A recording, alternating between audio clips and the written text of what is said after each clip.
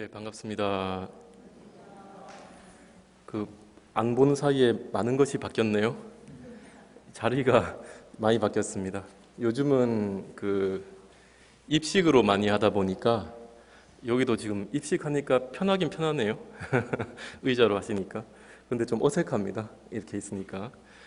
요즘은 젊은 불자님들도 절에 오면 이렇게 양반 자세를 잘 못 하셔요. 그래서 뭐 중고등학생이라든지 또는 대학생 법회를 가보면 이렇게 앉아 있는 게 고문이에요, 고문. 양반 자세로 앉아 있는 게. 옛날 분들은 그래도 절에 다니든지 아니면은 가정에서 방바닥 생활을 많이 하다 보니까 이렇게 양반다리 하는 게 좀 익숙하고 꿇어 앉는 게 좀 익숙한데, 요즘 학생들이나 좀 젊은 사람들은 입식 생활이라서 이런 의자나 테이블 생활을 많이 하죠. 그러다 보니까 이 양반 자세가 잘 안 되더라고요. 그래서 요즘은 이런 생각도 해봅니다.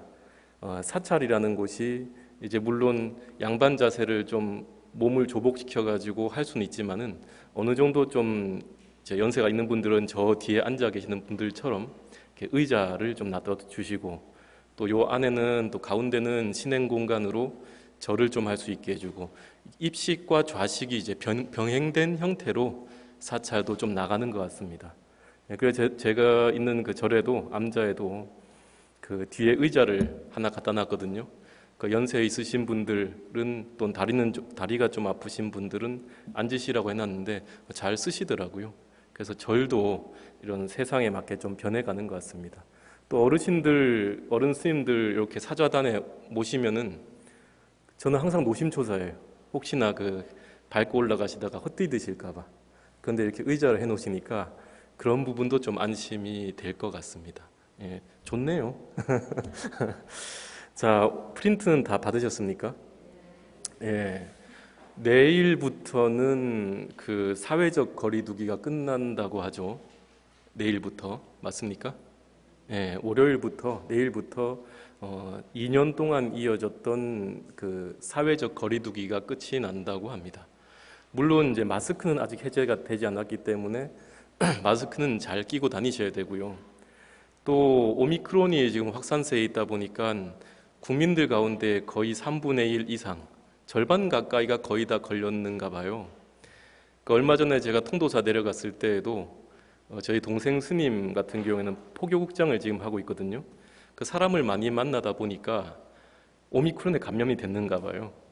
근데 저는 또 그것도 모르고 같이 밥을 먹었네요.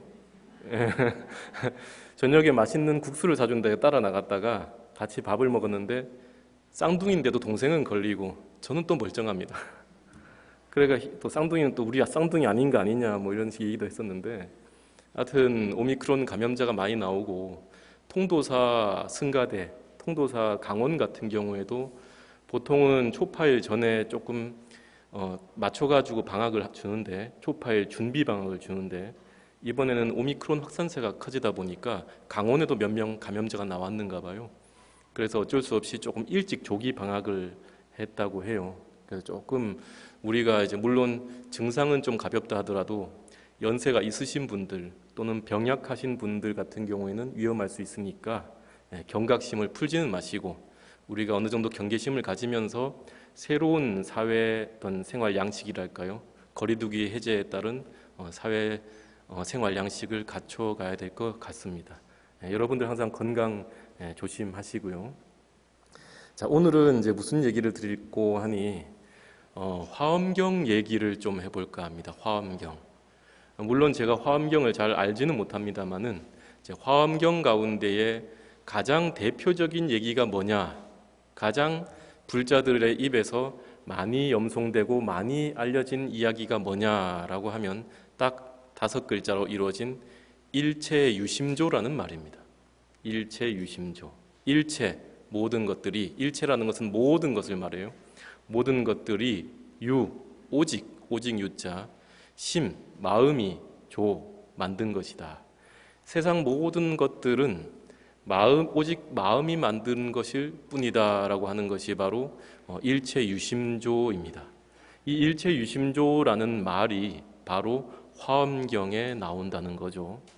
그런데 이 화엄경은 예로부터 대표적으로 세 가지 판본이 존재한다라고 합니다. 세 가지 판본.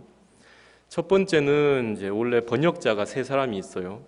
첫 번째 번역한 것은 저 동진 시대에, 중국 동진 시대에 서기 420년경에 불타발타라라고 하는 스님이 번역한 화엄경이 있고, 또 당나라 때 실차난타라고 하는 스님이 699년에 번역해서 완성한 또 화엄경이 있어요.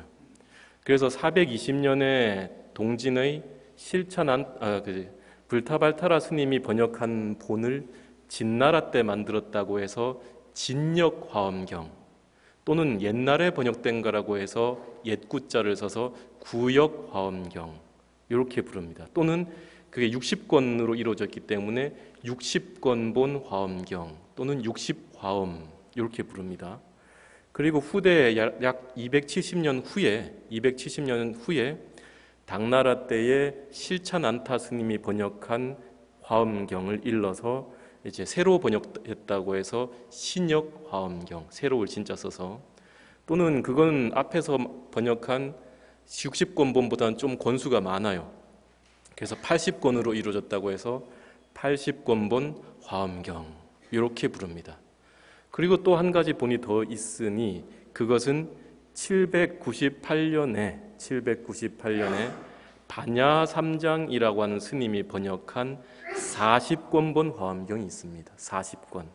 그런데 이 40권본 화엄경이라는 것은 전체 화엄경 품 가운데에서 입법계품이라고 하는 부분만 번역한 거예요. 그래서 양이 좀 작죠. 그래서 지금 화엄경에는 60권본 화엄경, 80권본 화엄경, 40권본 화엄경, 이렇게 세 개가 있어요. 그래서 60권본을 구역, 80권본을 신역, 이렇게 부릅니다. 또 60권본을 동진 시대 때 만들었기 때문에 진역, 또 80권본을 당나라 때 만들었다 해서 당역, 이렇게 부르기도 합니다. 그래서 아무튼 이 화엄경마다 보통 인도말을 번역해서 만들었기 때문에 조금씩 차이가 있어요. 그래서 60권본 화엄경을 번역한 불타발타라 스님의 화엄경과 또 80권본으로 번역한 실차난타 스님의 화엄경이 비슷하면서도 조금씩 달라요. 그래서 오늘은 우리가 흔히 알고 있는 일체유심조라고 하는 그 개송은 80권본에 있습니다. 80권본에 나타나는 개송입니다. 그래서 근데 그럼 60권본에는 있을까요, 없을까요? 그 내용이 있어요. 있긴 있는데 번역이 좀 다릅니다. 그래서 오늘은 이제 우리나라는 주로 80권본을 많이 보는데 이 60권본과 80권본 화엄경의 내용 같은 부분이에요. 같은 부분에 대한 번역이 좀 차이가 있다는 거죠. 요걸 한번 알아볼까라고 합니다. 이 화엄경이라고 하는 것은 본래 이제 인도말로 이루어졌다고 해요. 범어로. 그런데 저 서역 지방, 실크로드나 서역 지방에서 군데군데 떠돌던 여러 경전들을 모아가지고 오늘날의 화엄경이 집성됩니다. 그래서 그 당시 떠도는 경전들을 일러서 유행경이라고 하고, 이 유행경들을 모은 집성경이 바로 화엄경이라고 합니다. 이건 역사 문헌학적인 관점이고요. 그런데 이제 종교 신앙적 관점에서 얘기한다면은 화엄경은 누가 가져온 겁니다. 바로 용수보살이 가져온 거예요. 용수보살 들어보셨나요? 인도 말로는 이제 나가르주나라고 얘기하고, 나아가라고 하는 것은 코브라, 뱀을 얘기합니다. 인도 말로. 그다음에 아르주나라고 하는 것은 나무를 뜻해요. 그래서 용용자에다가 나무 숫자를 써가지고 용수보살이거든요. 근데 이 용수보살을 그려놓은 탱화를 가만히 보면은 용수보살은 이 머리에 메두사처럼 뱀이 막 솟아나 있어요. 뱀이. 우리가 저기 서양 서구 신화에 보면 메두사 있죠? 그 악녀로 얘기되는 메두사가 머리카락이 아니라 다 뱀으로 이루어져 있잖아요. 그런데 우리나라에서 그려진 또는 중국에서 그려진 또는 인도에서 유래해 온 용수보살도 메두사처럼 머리에 뱀이 막 꾸불꾸불하고 있어요. 그래서 어디 가가지고 탱화 봤는데 머리에 뱀을 이고 있다, 뱀이 우글우글하고 있다, 그러면 용수보살이구나 하면 됩니다. 근데 우리는 보통 뱀 보면은 아이고 무서워 이러잖아요. 동서양에서 뱀을 바라보는 관점이 달라서 그렇거든요. 동양에서의 뱀은 지혜로움을 상징합니다. 지혜. 뱀이 지혜롭다고 생각하는 거예요. 그런데 서양에서의 뱀은 어떻습니까? 에덴 동산에서 아담을 꿰가지고 또는 이브를 꿰가지고 아담과 이브를 꿰가지고 선악과를 따먹게 한 사람이 걔 누구예요?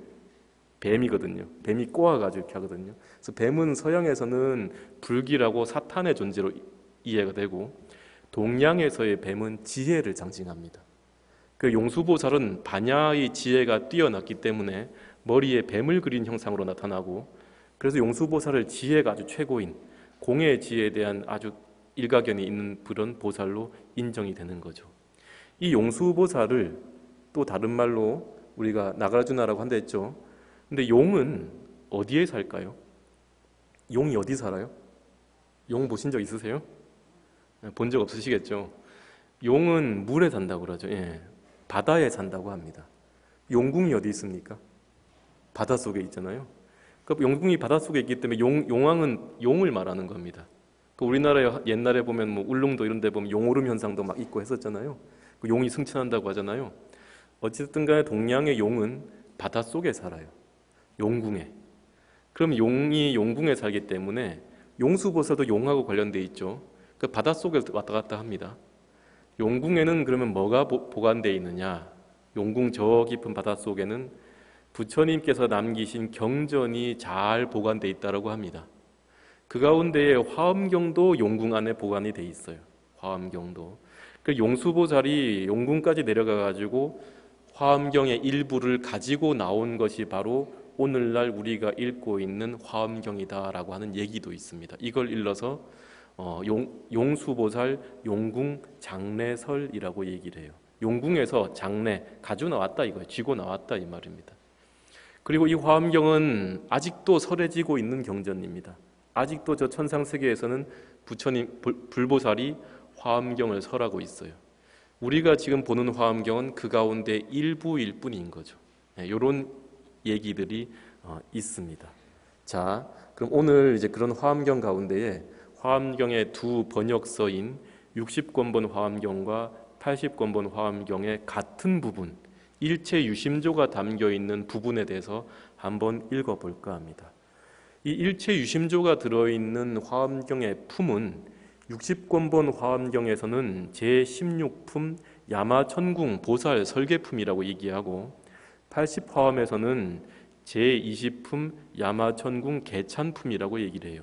어차피 같은 산스크리트의 번역이기 때문에 이제 번역 투만 다른 거예요. 내용도 좀씩 다르고. 자, 그러면 저기 한번 지금 제가 표로 만들어 놓은 거 보이실까요? 예, 거기 보면은 왼쪽 위에는 60권본 화엄경, 바로 동진 시대의 불타발타라 스님이 번역한 것이고 420년에 오른쪽에는 80권본 화엄경이라고 해서 당나라 때의 실차난타 스님이 번역한 거예요. 같은 부분에 대한 번역인데 번역이 좀 달라요. 왜 그럴까? 번역은 제2의 창작이기 때문에 번역한 사람의 마음이나 시각, 안목에 따라서 좀 다르게 번역될 수도 있다라는 거죠. 물론 이제 당나라 때 실차난타 스님은 그 전에 번역된 동진 시대의 60권본 화엄을 약간은 참고했을 수도 있어요. 그런데 아무튼 이 부분을 한번 같이 읽어보도록 할게요. 자, 첫 번째 단락에 심려 공화사 화 종종 오음 일체 세계 중 무법이 부조라.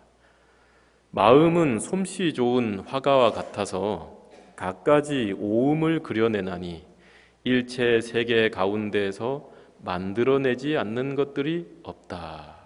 80권본 화엄에는 심려 공화사 능화 재세간 오온 실 종생 무법이 부조.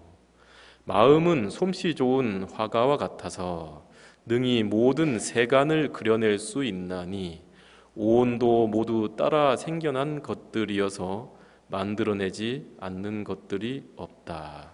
의미상 큰 차이는 없죠. 약간씩 차이가 있는데 무슨 말이냐? 이 마음은 화가와 같다는 거예요. 화가. 우리가 그림 그린 거 보면은 극사실주의 화가는 이게 실제인지 그림인지 분간할 수 없을 만큼 잘 그려내는 그 세피를 넣어서 그려내는 사람이 있죠. 그런데 마찬가지로 이 마음도 세상을 그려낸다는 거예요. 여러분들이 지금 눈앞에 보고 있는 제 모습이나 부처님의 모습이나 이 열애사의 법당 모습도 본래 이렇게 있는 것이 아니고 누가 그려낸 거예요?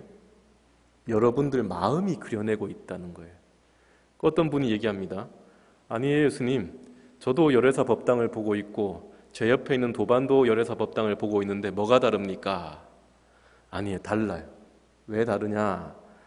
여러분들이 느끼는 이 법당과요, 또 여러분들 이외에 다른 사람이 느끼는 이 법당은 우리가 살아온 생활 환경과 경험과 지식과 또는 인식 능력이 다 다르기 때문에 결코 같이 보일 수가 없어요. 또 결코 같이 느껴질 수가 없어요. 그래서 결국은 이 세상이라는 것은 누구의 세상이에요? 내 세상이에요. 내가 살고 있는 이 세상은 내 세상이에요. 쌍둥이라 할지라도 딴 세상에 살고 있어요. 쌍둥이는 닮아가지고 같을 것 같죠? 근데 성격도 조금씩 다르거든요. 생김새도 다르고 세상을 바라보는 느낌도 다릅니다. 이 세상을 전체적으로 인식하는 생각이나 사고방식이 달라요. 어느 날 길을 가다가 불교 용품점에 들러가지고 스님들 매는 가방이 있죠. 바랑을 하나 사러 들어갔는데 이제 동생 스님하고 같이, 저는 그게 참 이쁜데 동생 스님은 별로 마음에 안 든대요, 그 가방이. 그 옆에 있는 거 좀 못생긴 가방, 제가 볼 때는 좀 못생긴 가방을 동생 스님은 또 이쁘대요. 나는 그건 마음에 안 드는데. 우리는 각각 사자 해가 잘 됐다. 난 이거 사고 니는 이거 사자. 사고 나왔거든요. 그런데 잘 보세요. 못생긴 가방, 그러니까 마음에 들지 않는 가방, 마음에 드는 가방이 바깥 경계에 있어요, 없어요, 본래? 없어요. 마음에 드는 가방도 내 세상의 가방이고 마음에 들지 않는 가방은 이 스님 세상의 가방이에요. 그런데 그 대상은 똑같이 앞에 있는 거잖아요. 결국 이 대상물은 누구에 따라 바뀌는 거예요? 내 마음이 바꾸는 거예요. 그래서 호불호가 갈리는 거죠. 호불호가 갈리고 견해가 갈리고 생각이 갈릴 수밖에 없는 거죠. 결국은 각각의 사는, 내 세상에서는 그건 이쁜 가방, 네 세상에서는 그건 안 이쁜 가방, 이런 거예요. 그런데 어찌됐든 간에 이 세상은 내 마음이 너무나 사실적으로 마치 솜씨 좋은 화가처럼 그려내기 때문에 우리는 그것을 잘 분간할 수 없어요. 그래서 우리는 똑같은 세상을 보고 있다, 똑같은 세상을 바라보고 있다라고 착각을 하고 있다는 거죠. 결국 우리가 우리의 세상, 나의 세상에 살고 있는 내 견해를 다른 사람에게 강요할 수 있을까요? 그러면 강요할 수가 없다는 거죠. 너의 세상과 나의 세상은 엄연히 다른 세상이에요. 왜? 우리는 아직까지 번뇌 미망도 있고 자만심도 있고 담진치 삼독도 내 마음에 있기 때문에 대상을 있는 그대로 바라볼 수가 없어요. 여실하게 바라볼 수 없단 말이죠. 여실지견을 가질 수가 없단 말이죠. 그래서 다른 세상에 살고 있다. 다만 이 세상은 누가 만들어낸 거라고요? 내 마음이 마치 솜씨 좋은 화가처럼 다 그려낸 거라는 거죠.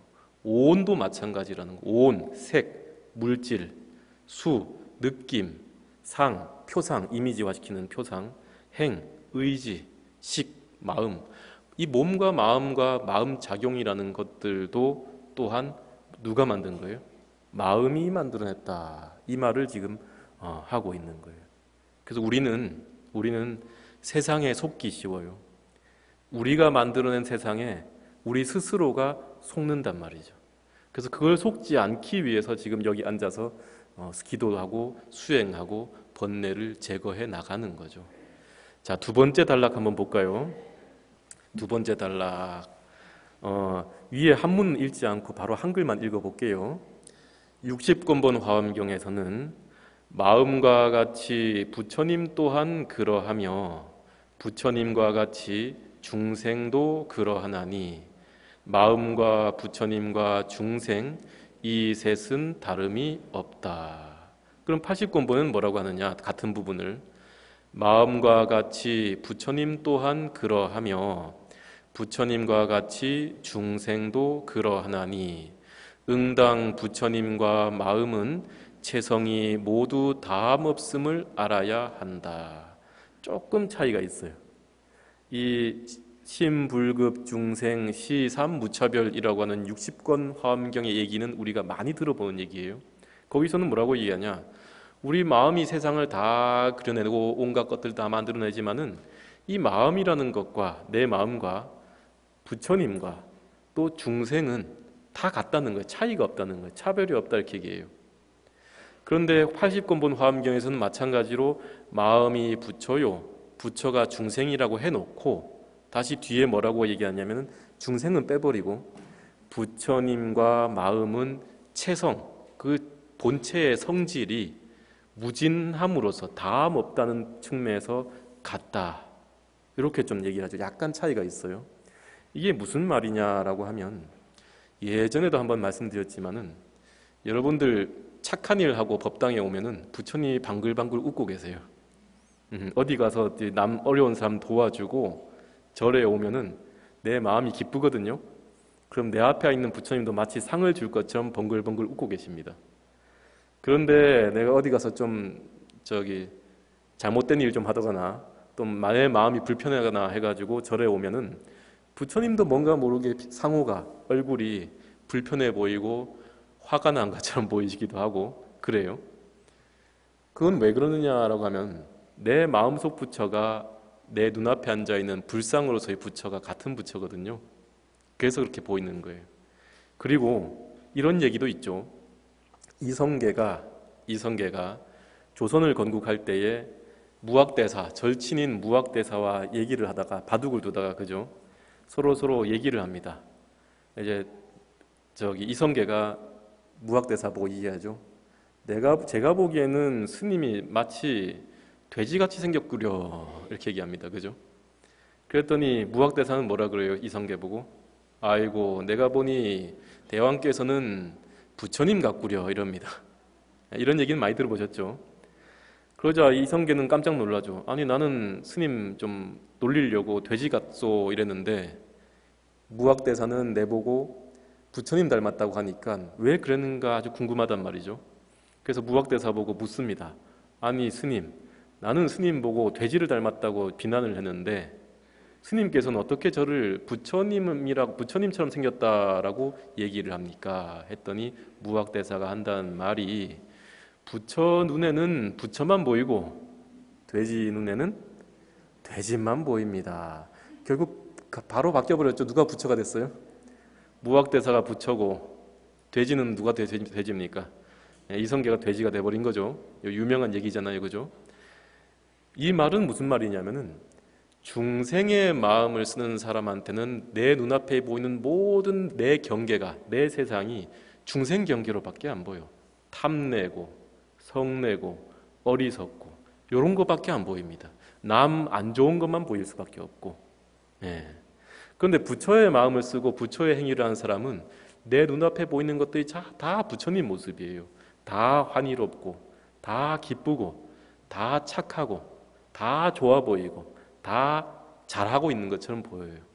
그래서 내 마음도 항상 평화로운 거예요.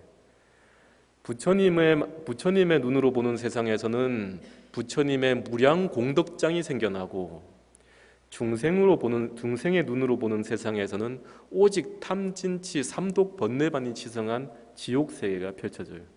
그래서 부처님과 중생이 또 마음이 마치 마음이 이 세상 모든 것들을 다 만들어내는 것처럼 부처의 마음을 쓰는 사람은 이 세상 모든 것들이 부처님 일로 다 드러나고요. 중생의 마음을 쓰는 사람한테는 이 세상 모든 것들이 중생 경계로밖에 안 드러나요.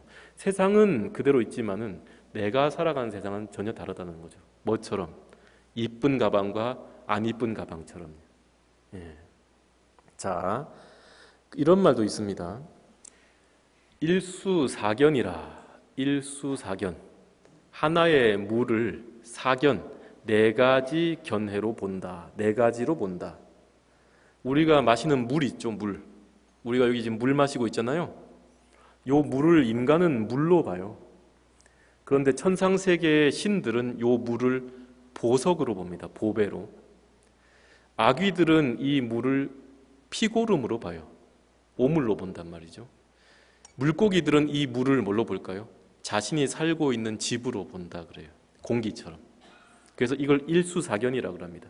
같은 물이라 하더라도 어떤 존재이냐에 따라서 천상세계의 신이냐, 인간이냐, 아귀냐, 물고기냐에 따라서 달리 본다는 거예요. 물은 변화가 있어요, 없어요? 없어요. 그것을 인식하는 중생에 따라서 대상경계가 바뀌어요. 부처님의 눈에는 부처세계가 이루어지고 중생의 눈에는 중생세계가 이루어진다라고 하는 거죠. 자, 그 다음 이제 세 번째 단락 한번 가볼게요. 60권본 화엄경에서 얘기하기를 모든 부처님은 일체가 마음 따라 생겨남을 분명하게 다 아시나니 만약 능히 이와 같이 안다면 그 사람은 참된 부처님을 뵐 것이다. 이제 80권본 화엄경에는 뭐라 그러느냐? 만약 어떤 사람이 마음의 작용이 널리 모든 세간을 만든다는 것을 안다면 이 사람은 곧 부처님을 뵙고 부처님의 진실한 성품을 알게 될 것이다. 이건 좀 차이가 좀 더 많이 나죠. 자, 60권본 화엄경에서는 모든 부처님은 일체 세상 모든 것들이 마음 따라 생겨난다는 걸 잘 아신다 이런 말을 하고 있어요. 그런데 이 부분이 80권 화엄경에는 안 보여요. 80권 화엄에는 안 보여요.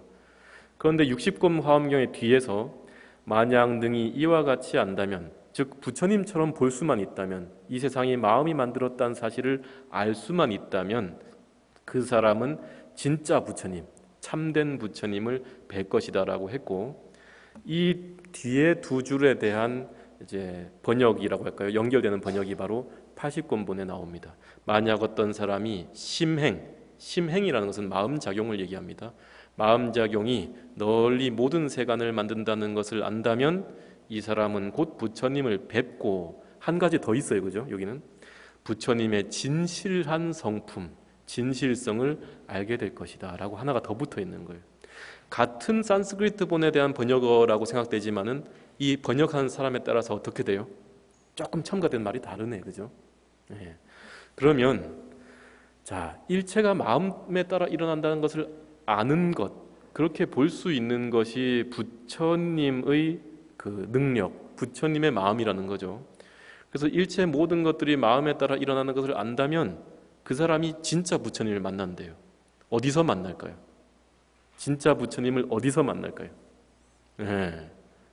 자기가 부처가 되는 거예요. 그때 부처님은 이 세상 모든 것들이 마음에 따라 일어난다는 걸 아시는 분이라 했죠.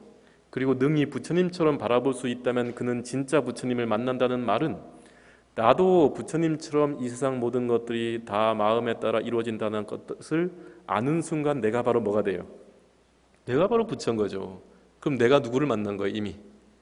이미 부처를 여기서 만나버린 거죠. 그래서 천수경에 보면은 사홍서원이 있습니다. 중생무변서원도, 무변한 가없는 중생을 모두 다 제도하겠습니다. 번뇌무진서원단, 무진한 다음 없는 번뇌를 다 끊겠습니다. 법문무량서원학, 한량 없는 법문을 다 배우겠습니다. 불도무상서원성, 위 없는 불도를 모두 다 이루겠습니다 하잖아요. 그 뒤에 바로 뭐가 이어져요? 자성중생서원도, 자성에, 내 마음 안에 있는, 내 마음속에 중생을 제도하겠다는 거예요. 중생이 바깥에만 있는 것 같죠? 요 마음속에 중생 마음이 얼마나 많이 들어있는데요. 탐내고 성내고 아만 부리고 하는 마음이. 그리고 번뇌무진서원단, 그 가운데 자성번뇌 서원단이죠. 내 마음속에 번뇌를 끊겠다. 자성법문서원학, 내 마음 안에 갖추어진 한량없는 법문을 배우겠다. 자성불도 서원성, 내 마음에 갖추어진 불도를 이루겠다. 이 자성사홍서원이 또 갖추어져 있어요. 결국 내가 부처가 되고 나면은 따로 부처를 찾을 필요가 없게 되는 거죠. 내가 부처의 행을 하는 순간 내가 부처니까요. 부처님이 따로 있지가 않아지는 거죠.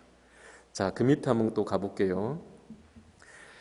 60권본에 마음 또한 이 몸이 아니고 몸 또한 이 마음이 아니지만 일체 부처님 일을 지음에 자유자재함이 일찍이 없었던 일이다. 80권본 마음은 몸에 머무르지 않고 몸 또한 마음에 머무르지 않지만 능히 부처님 일을 지음에 자유자재함이 일찍이 없었던 일이다. 여기는 비슷하죠, 그죠? 거의. 마음이 몸에 있습니까? 마음이 몸에 있다 그러면 우리가 죽어서 몸이 사라지면 마음도 사라져요. 그럼 몸이 마음에 있습니까? 아니죠. 몸하고 마음은 본래 좀 분리되어 있어요. 원래는 몸과 마음이라는 게. 그런데 희한하게도 이 몸과 마음이 서로 합해져 가지고 불사를 짓습니다. 불사를 짓는다. 부처님 일을 짓는다는 거죠. 이 몸과 마음이라고 하는 것은 우리의 신구 이 삼업, 몸과 구, 입과 의, 생각은 중생 노름하면 그 순간 중생의 업을 짓습니다. 중생의 악업을 짓는 도구가 되는 거죠. 그런데 우리가 부처님처럼 말하고 부처님처럼 생각하고 부처님처럼 행동하는 순간 그 신구의 삼업의 도구가 뭘로 바뀌어요? 삼밀의 도구로 바뀌어요. 부처님의 불사를 짓는 부처를 이루는 도구가 된다는 거죠. 그러니까 이 몸뚱이는 번뇌의 덩어리이기도 하지만 부처님 불사를 짓는 법구이기도 하다라고 예전에 한번 말씀드렸죠. 그래서 우리의 행동과 우리의 생각이 바뀌면은 이 몸뚱아리가 중생 몸뚱아리가 아니라 뭐가 된다는 거예요? 부처님 몸에 되는, 부처님의 육신으로 화현하게 됩니다. 여러분들이 오늘 이 자리에 나와가지고 법당에 나서 기도하고 합장 한번 하는 순간 이 몸은 중생의 몸뚱아리가 아니고 뭐가 된다고요? 부처님의 몸과 마음, 보살의 몸과 마음으로 바뀌어 나간다라고 얘기를 하는 겁니다. 그 다음 이제 맨 마지막 단락에 이게 핵심이에요. 원래 60권본 만약 어떤 사람이 삼세의 일체 부처님을 구하여 알고자 하거든 응당 이와 같이 관해야 할지니 마음이 모든 부처님을 만든 것이니라.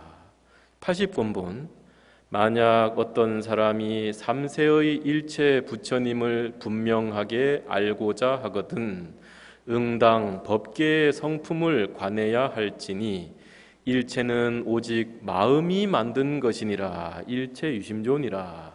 이게 80권본에 나오죠. 근데 똑같은 일체 유심조라는 부분이 60권에서는 뭐라 그래요?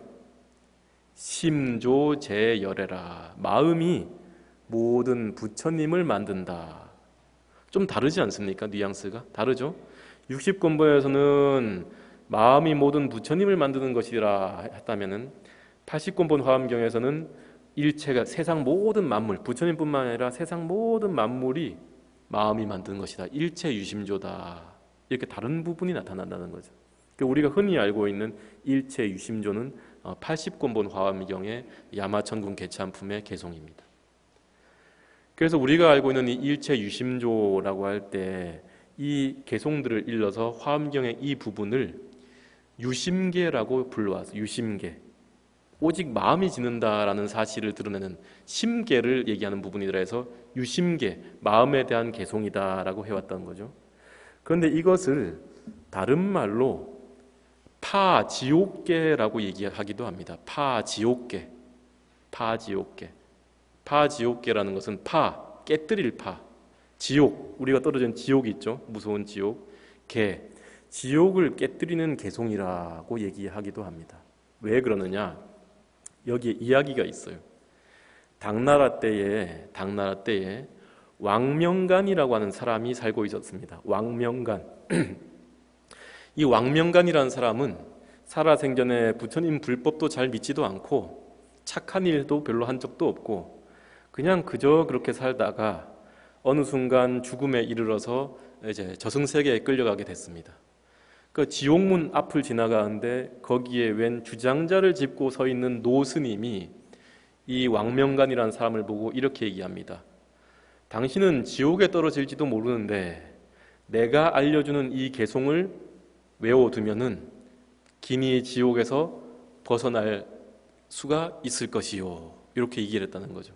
그래서 그 개송이 뭐냐라고 하면 약인욕구지 삼세일체불 응당여시관 심조제열애 또는 약인용요지 삼세일체불 응관법계성 일체유심조다. 만약 어떤 사람이 삼세일체 부처님을 알고자 하거든 응당 법계의 성품을 관해야 할지니 일체가 모든 것이다 이 마음이 지었다는 사실을 알아라. 이 개송을 알면 된다는 거죠.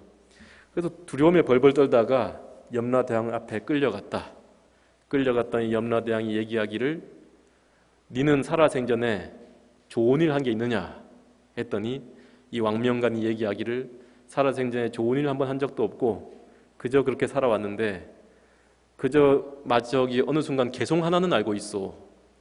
그랬더니 염라대왕이 한번 읊어봐라 했더니 바로 이 약인용요지 삼세일체불 응관법계성 일체유심조 이 개송을 외웠더니만 이 개송 외는 순간 저 뒤에 꽉 잠겨있던 지옥문이 벌컥 열리면서 그 안에 있던 괴로움에 허덕이던 지옥 중생들이 전부 다 해탈해버렸어요. 네, 전부 다. 그 염라대왕이 갑자기 옥중문이 열리면서 지옥 중생이 다 해탈해버리니까 깜짝 놀래가지고 이 왕명간에게 물어요. 너는 이 개송을 어디서 들었느냐 했더니 지옥문 앞을 지나가는데 웬 주장자 짚은 노스님이 나에게 알려주었습니다라고 이실직고를 해요. 그러자 이 염라대왕이 하는 말이 그 지옥문 앞에서 육한장을 들고 있는 주장자를 짚고 있는 그분은 바로 지장보살님이다. 너에게 이런 개송을 일러줌으로써 이 개송의 공덕으로서 일체 중생이다 지옥 중생이다 해탈했고 너 또한 내가 지금 살려줄 테이니 돌아가서 착하게 살도록 하여라 라고 뿅 하고 보내버려요. 그러니까 이 사람이 눈을 뜨니까 무덤 속이네. 무덤 속이에요. 그러니까 옛날 중국 무덤은 돌방 무덤이라고 안에 굴처럼 돼 있죠. 그러니까 무덤을 헤집고 나와가지고 겨우 나와보니까 죽은 지 사흘이 지나간 거예요. 그런데 이 개송이 무슨 힘이 있길래 이런 내가 살아 돌아왔는가 해가지고 근처 절에 있는 절에 가서 스님께 여쭤보니까 스님이 말씀하시기를 이 개송은 화엄경 야마천공 개참품에 나오는 개송이다 라고 얘기를 했다는 거죠. 그래서 이 스님이 그 얘기를 승정법사라고 하는 스님한테 일러주었고 후대로 이게 내려오면서 사람들 입에 오르나게 되면서 이 개송을 일러서 지옥을 깨뜨리는 개송이다 라고 해서 파지옥계로 불러왔다라고 해요. 예, 오늘 파지옥계 하나 배웠다 그죠? 나중에 염라대왕이 데리러 가가지고 살아생전에 좋은 일 한 거 있느냐라고 물으면 뭐라고 하시겠어요? 약인용요지 삼세일체불 응관법계성 일체유심조라고 하지 말고 제가 바쁜 일이 있어도 항상 열애사 일욕 법회만큼은 빠지지 않고 나왔습니다. 이렇게 얘기하시면 돼요.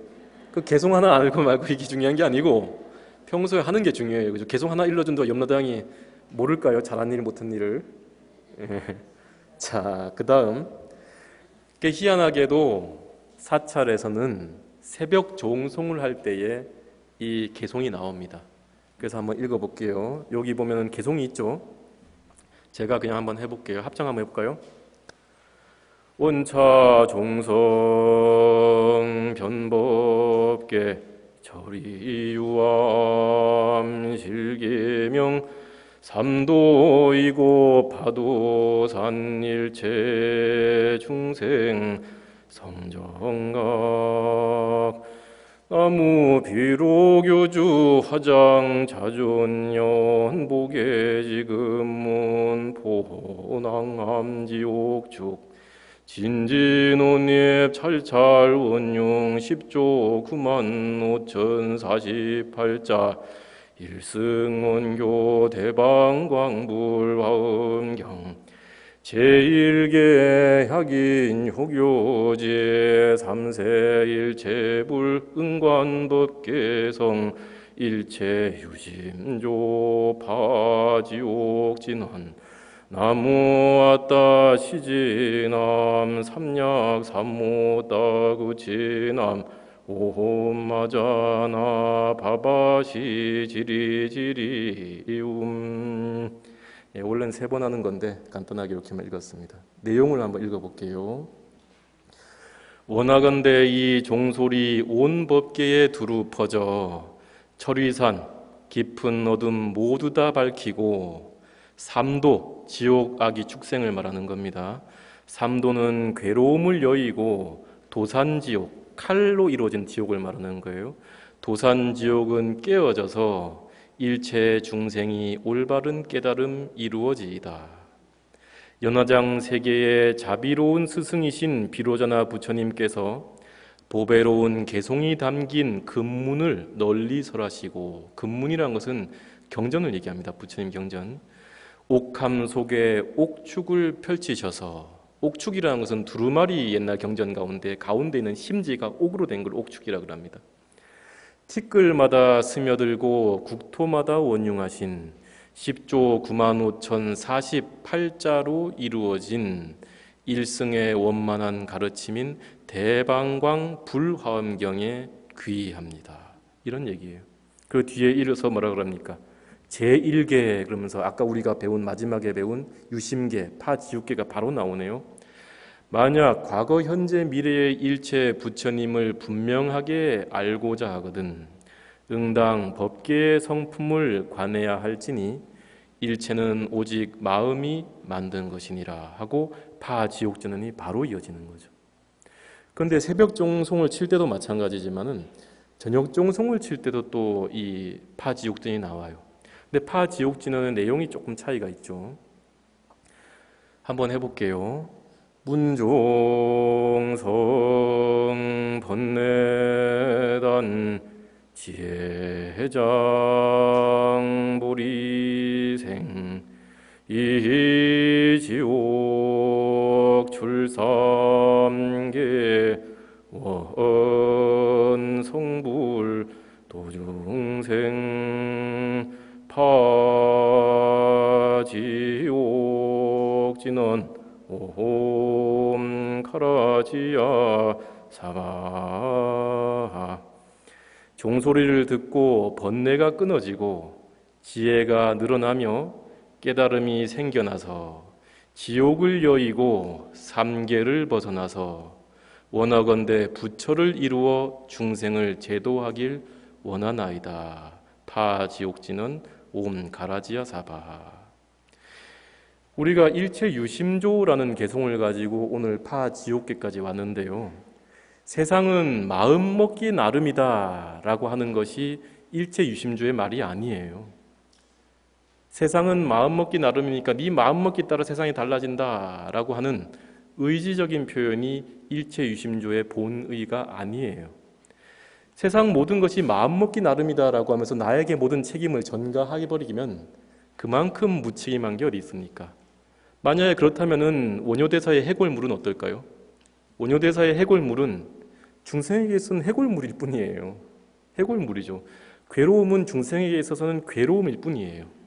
다만 이 일체 유심조라는 것은 중생 입장에서 생각해 본다면 세상 만사에 내 생각을 덧칠해 가지고 괴로워하는, 집착하는 그런 마음을 일으키지 말고 부처님의 마음을 쓰라는 걸로 이해하는 것이 좀 더 낫지 않을까라고 생각을 합니다.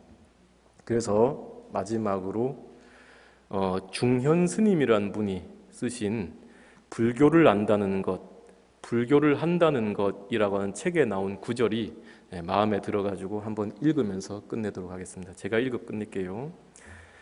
내가 어떤 감정을 이 사람에게 덧칠하고 있는가를 구별하는 때부터 비로소 대화가 시작되고 인생이 지혜로워진다. 내 안의 것은 나의 감정이며 내 밖의 것은 삼라만상이다. 밖의 것이 원인을 제공했다고 해서 거기에 내 감정을 덧칠하고는 마치 밖의 것이 나에게 그 감정을 던졌다고 착각해서는 안 된다. 안과 밖의 것을 혼동하지 않고 구별하는 것이 지혜의 시작이다. 여러분들 오늘 고생 많으셨습니다. 여기서 마치도록 하겠습니다. 감사합니다.